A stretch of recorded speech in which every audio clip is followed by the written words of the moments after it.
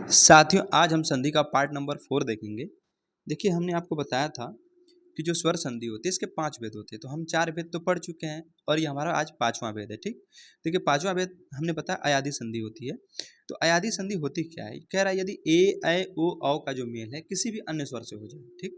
ए, ऐ, ओ, औ का मेल किसी अगर अन्य स्वर से हो जाता है तब वहाँ ऐ, आय, औ और आओ बन जाता है। अच्छा, कैसे बनता है? देखिए, अगर ए का मेल किसी अन्य स्वर से होगा तो आय बनेगा, आय का मेल किसी अन्य स्वर से होगा तो आय बनेगा, ओ का मेल किसी अन्य स्वर से होगा तो औ बनेगा और औ का भी मेल किसी अन्य स्वर से होना चाहिए, ठीक है? तो आओ बन जाएगा, राइट?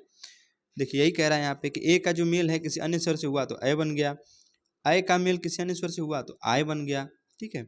अगर ओ का मेल जो किसी अन्य स्वर से हुआ तो औ बना, अगर औ जो है, ठीक है, औ का अगर अन्य स्वर से मेल हुआ तो आओ बन जाएगा, राइट? देखिए, इसकी ट्रिक हमने आपको पहले ही बताई थी कि अयादी संधि का ट्रिक क्या होता है, इसको कैसे पहचानेंगे। तो हमने आपको बताया था कि जो शब्द होता है ना उसके बीच में यदि य, अ या व आते हैं, ठीक? इसमें क्या होगा कि इसमें य और व आते हैं, इसका यही ट्रिक है। चलिए एक एक करके हम अयादी संधि के उदाहरण को देखते हैं। जैसे हमने बताया कि जो ए का जो मेल है किसी अन्य स्वर से हो जाए तो अय बन जाएगा। तो देखिए, ए का मेल जो है हम अ से करेंगे, ठीक? तो हमारा क्या बनेगा? य तो बनेगा, अ है तो ये अय हो जाएगा यहाँ पे, राइट? देखिए, से प्लस अन, तो से में क्या मिला? ए मिला, इसका मिलन अ से हुआ तो बन गया अय बन गया। तो यह शयन, तो शयन में क्या है? स, अगर इसका वर्ण विच्छेद करें तो आएगा शयन, ठीक है? तो स में क्या है? शयन में अय आया ना, शयन अय आया, तो हमारा क्या ये? अगला देखिए, कह रहा है ने प्लस अन, ठीक है? तो ए का मिलन अ से हुआ तो बन गया नयन, तो अय बन जाता है इसमें, तो होगा नयन, मतलब अय आ गया इसमें, राइट? देखिए, हमने ए का देख लिया, अब हम देखेंगे अय का। अय का मिलन अगर अ से होता है तो हमने क्या बताया? आय बन जाता है, पता है ना? अय, आय, औ, आओ आते हैं इसमें, तो आय बन गया। तो देखिए, गय प्लस अक, गय में क्या है? ग में क्या मिला? अय मिला, इसका मिलन अ से हुआ तो बन गया आय, तो हो गया गायक। गायक का अगर वर्ण विच्छेद करेंगे तो आएगा गायक में आय आएगा, ठीक है? फिर देखिए, नय प्लस अक नायक, सय प्लस अक शायक, विनय प्लस अक विनायक। कैसे बना? देखिए, नय प्लस अक में कैसे बना नायक? देखिए, नय है, नय में क्या मिला? आय मिला, और इसका मिलन अय का किससे हुआ? अक में अ से हुआ, तो हमारा क्या बन गया? आय बन गया, तो बन गया नायक, राइट? देखिए, अगर अय का मिलन हमने बताया ना अगर छोटी ई से हो जाए, ठीक है, तो हमने क्या अ का जो अय का मिलन अगर किसी अन्य स्वर से होगा तो आय बनता है, लेकिन जिससे मिलन होगा उसकी मात्रा चढ़ जाएगी। तो देखिए, यहाँ पे छोटी ई से हुआ तो छोटी की मात्रा चढ़ गई, तो आय बना, तो छोटी चढ़ी तो आई हो गया, ठीक? जैसे नय प्लस इका तो हो जाएगा नायिका। कैसे हुआ? न पे क्या मिला? ए मिला, इसका मिलन किससे हुआ? छोटी ई से, तो बन गया आई, तो नायिका का वर्ण विच्छेद करेंगे तो आएगा आई का, ठीक है? तो नायिका।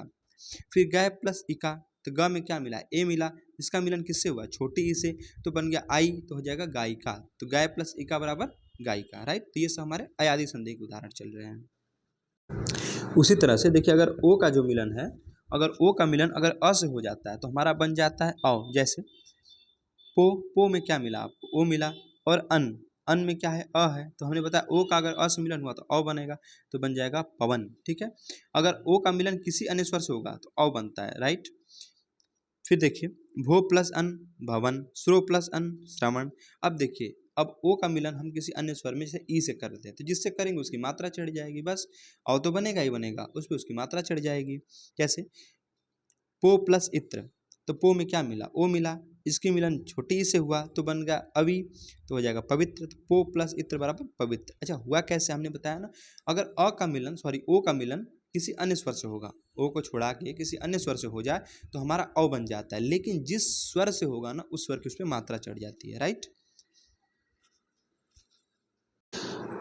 देखिए, अब जैसे पो का बता दिया, अब देखिए गो अब प्लस इनी, तो गो में क्या मिला? ओ मिला, और इसका मिलन ओ का मिलन छोटी से हुआ तो बन गया अभी, तो होगा गविनी। गो प्लस इनी बराबर गविनी। अब देखिए, ओ का जो मिलन है अब बड़ी ई से करेंगे तो बड़ी की मात्रा चढ़ जाएगी, औ तो बनेगा ही। अगर ओ का मिलन किसी अन्य स्वर से हुआ तो हमने बताया कि ओ बन जाता है, लेकिन जिस स्वर से होगा उसकी उस पर मात्रा चढ़ जाती है। जैसे ओ प्लस बड़ी ई तो बन गया अभी, तो गो प्लस ईस, ठीक है, तो बन गया गवीश। अब आगे हम बात करते हैं, औ प्लस अ मिलेगा तो आओ बन जाएगा, ठीक है? अब देखिए, हमने ओ को देख लिया, अब हम देखेंगे औ को, तो औ में अगर अ मिलता है तो आओ बन जाता है, राइट? जैसे देखिए, कह रहा है पौ प्लस अन, पौ में क्या मिला आपको? औ मिला, और औ का मिलन किससे हुआ? अ से हुआ, तो हमारा बना क्या? आव बना। तो हमारा पौ प्लस अन क्या बन गया? पावन बन गया, राइट। अब देखिए पौ प्लस अक, प में क्या मिला? औ मिला। अच्छा औ का मिलन किससे हुआ? अ से हुआ, तो हमारा क्या बनना चाहिए? आव बनेगा ना, तो होगा पावक। अगर पावक आप वर्ड विच्छेद करते तो मिलेगा आपको आव, ठीक है, पावक। अब देखिए हमने बताया कि औ का जो मिलन है किसी अन्य स्वर से होगा तो आव तो बनेगा ही बनेगा, लेकिन जिस स्वर से होगा उसकी मात्रा चढ़ जाती है। अब देखिए छोटी से मिलन हुआ तो छोटी की मात्रा चढ़ गई, आव पे तो हो गया आव ही हो गया, ठीक है। जैसे अब देखिए अगर ओ का मिलन हम बड़ी ई से कर दें तो बनेगा अभी हो जाएगा। जैसे गो प्लस इस गवीश, अगर औ का अ से मिलन करें तो आव बन गया, ठीक है। तो हमने आपको बताया था पौ प्लस अन बराबर पावन, पौ प्लस अक बराबर पावक, ठीक। अगर औ का मिलन अगर छोटी से हो तो आव तो बनेगा ही बनेगा, लेकिन छोटी की मात्रा चढ़ जाएगी। तो नौ प्लस एक बराबर नाविक, भौ प्लस इनी बराबर भविनी। फिर औ का मिलन जो है छोटा उ से हो जाए तो छोटा उ की मात्रा चढ़ेगी किस पे? आव पे, तो हो जाएगा आवु। तो भौ प्लस उक बराबर भावुक हो जाएगा, राइट। देखिए साथियों हमने बताया था आपको अगर औ का मिलन किसी भी अन्य स्वर से हुआ तो आव बन जाता है, लेकिन जिससे होगा उसकी मात्रा चढ़ जाएगी। जैसे हमने बताया औ का मिलन अगर अ से हुआ तो आव बन गया, तो पौ प्लस अन बराबर पावन हो गया, ठीक है। अगर इसका वर्ड विच्छेद करेंगे तो आपको पावन में आव मिलेगा। फिर पौ प्लस अक पावक, ठीक है। फिर अगर हम बात करते हैं औ का अगर छोटी से मिलन तो छोटी की मात्रा चढ़ जाएगी आव पे, तो हो जाएगा आवी हो जाएगा। नौ प्लस एक नाविक हो जाएगा, भौ प्लस इनी भाविनी हो जाएगा, राइट। अगर औ का मिलन छोटा उ से हुआ तो बस आव तो बना, उसमें छोटा उ की मात्रा चढ़ गई तो हो गया आव हो गया, ठीक है।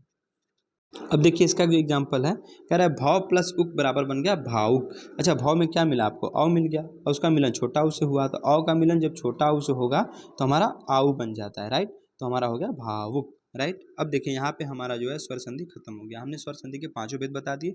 अब हम चलना सीधे आपके व्यंजन संधि पे, ठीक। अब व्यंजन संधि कोई भेद नहीं होता है, व्यंजन संधि में बस उनके कुछ नियम होते हैं, उन नियमों के माध्यम से ही हम व्यंजन संधि को बनाते हैं। आइए देख लेते हैं कुछ नियमों को। साथ ही हमने बताया था व्यंजन संधि के बारे में आपको कि देखिए व्यंजन के बाद, ठीक है, व्यंजन के बाद मतलब पहले तो व्यंजन है, अगर व्यंजन के बाद कोई स्वर या व्यंजन आए, ठीक है, उसी व्यंजन का किसी स्वर या व्यंजन से अगर मिलन होगा तो व्यंजन में परिवर्तन होगा और वही परिवर्तन हमारा व्यंजन संधि कहलाएगा। जैसे ये इसका परिभाषा ये कह रहा है कि व्यंजन के बाद स्वर अथवा व्यंजन का मेल होने से व्यंजन में जो परिवर्तन होगा उसे व्यंजन संधि कहते हैं, वही बात हमने बताई आपको। अच्छा अगर इसकी हम एग्जाम्पल की बात करें, जैसे कह रहा है दिक प्लस अंबर, देखिए यहाँ क है ना, क में क्या मिला आपको? ये तो क है, चूंकि हलंत लगा है तो इसमें कोई स्वर नहीं, अगर हलंत ना होता तो अ होता, लेकिन दिक तो हलंत है तो कोई स्वर नहीं है, तो हमारा क्या है? पहला वर्ण व्यंजन हो गया, ठीक है। उसके बाद अंबर, तो अंबर में क्या है? देखिए अ, तो हमने बताया किसी व्यंजन के बाद अगर कोई, ठीक है, किसी व्यंजन के बाद कोई स्वर आए या व्यंजन आए तो व्यंजन में जो परिवर्तन होगा व्यंजन संधि के अंतर्गत आएगा। जैसे अब क है तो इसका हो गया दिगंबर। इसके नियम के बारे में हम समझेंगे, नियम क्या कहता है इसका, कैसे ये सब होता है। देखिए व्यंजन संधि का नियम क्या कहता है हमारा, ये कहता है व्यंजन संधि का नियम कि पहला नियम ये कहता है कि यदि स्पर्श व्यंजनों के प्रथम, ठीक है, यदि स्पर्श व्यंजनों के प्रथम अर्थात क च ट त प, ठीक है, स्पर्श व्यंजन क्या होते हैं? अब हमने आपको बताया था वर्णमाला में कि हमारे व्यंजन क्या होते हैं, स्पर्श व्यंजन क्या होते हैं, जो हमारे किसी शरीर के अवयव को स्पर्श करके निकलते हैं वो हमारे स्पर्शी व्यंजन होते हैं, ठीक है। अब देखिए जैसे क च ट त प, ये के बाद किसी वर्ग का तीसरा चौथा या अंतस्थ व्यंजन, और अंतस्थ व्यंजन क्या होते हैं? य र ल व, हमने बताया था कि अंतस्थ व्यंजन आते हैं। अगर ये आते हैं तो जो पहला वर्ग का जो वर्ण होता है ना, जैसे क च ट त प के स्थान पर अपने ही वर्ग का तीसरा वर्ण हो जाता है। कैसे होता है समझिए इस चीज को। ये कहना चाहता है कि यदि स्पर्श व्यंजनों के प्रथम अक्षर, स्पर्श व्यंजन हमें बताया ना क च ट त प, ये प्रथम होते हैं कि प्रथम, तो क च ट त प जो है इनका ये प्रथम वर्ग है, ठीक है। इसका जो है किसी तीसरे वर्ग या चौथे वर्ग, ठीक है, तीसरा वर्ग या चौथा, जैसे क, तो क हमारा क्या है? प्रथम वर्ग का है। फिर ख को छुड़ा के ग, तो ग हमारा तीसरा वर्ग हो गया, ठीक है। फिर उसके बाद ये कह रहा है कोई अंतस्थ व्यंजन भी आ जाए। अब अंतस्थ व्यंजन बता दे य र ल वो होते हैं, तो अगर ये इनका मिलन जो है अगर प्रथम वर्ग के अक्षरों से होता है तो इसमें क्या हो जाता है कि क च ट त प जो प्रथम वर्ग के जो अक्षर होते हैं ना के स्थान पर अपने वर्ग का जो तीसरा वर्ग, जैसे क का तीसरा वर्ग जो क वर्ग है, इसका तीसरा वर्ग में क्या आएगा? ग आ जाएगा, ठीक है। तो इसमें परिवर्तन हो जाता है, यानी तीसरे वर्ण में परिवर्तन हो जाएगा। एग्जाम्पल के माध्यम से इसको और बेहतर समझने की कोशिश करते हैं। जैसे कह रहा है एग्जाम्पल में वाक प्लस जाल, ठीक है, वाक प्लस जाल तो हो गया वाग जाल। सत प्लस आचार तो हो गया सदाचार। दिक प्लस अंबर दिगंबर। वाक प्लस ईस तो हो गया वागीस। वाक प्लस दान वागदान। उत प्लस घाटन उद्घाटन। ऋक प्लस वेद ऋग्वेद। जगत प्लस ईस जगदीश। वाक प्लस ईश्वरी वागेश्वरी। ठीक है, देखिए साथियों अब आपको समझाने की कोशिश करते हैं। कह रहा है वाक प्लस जाल। अच्छा क हमारा क्या है, प्रथम वर्ग का है ना, जैसे क ख ग घ अंगा, ठीक है, तो क हमारा प्रथम वर्ग का है। तो यही कह रहा है जो प्रथम वर्ग का जो अक्षर है इनका जो किसी भी, ठीक है, अगर वर्ग के तीसरे अक्षर से इनका मिलाप हो जाता है। अब ज क्या है, च छ ज, च छ ज, च वर्ग का तीसरा वर्ण है ना ज। तो देखिए ये क आपका प्रथम वर्ग है, ज तृतीय वर्ग है। अगर इनका मिलान जो मतलब फर्स्ट का अगर थर्ड से मिलान होगा तो अपने ही मतलब अपने का मतलब जिनसे स्टार्टिंग हुई इसी में तीसरे वर्ण में तीसरे में बदल जाते हैं। जैसे अब क का तीसरा वर्ग क्या होगा, क ख ग, तो क किस में बदल गया, ग में बदल गया, राइट। देखिए आगे समझने की कोशिश करते हैं। कह रहा है सत्य प्लस आचार। अब त क्या है, त वर्ग का है ना, प्रथम वर्ग का है त थ द। अब इसका जो है मिलन आ से हुआ, ठीक है, तो देखिए त में तो हलंत है, मतलब यहाँ पे क्या है, कोई स्वर है नहीं, ठीक है, तो ये हमारा पूर्ण व्यंजन है। तो अब हमारा अ की वजह से इसमें क्या हो जाएगा, आ की मात्रा है तो होगा सदाचार।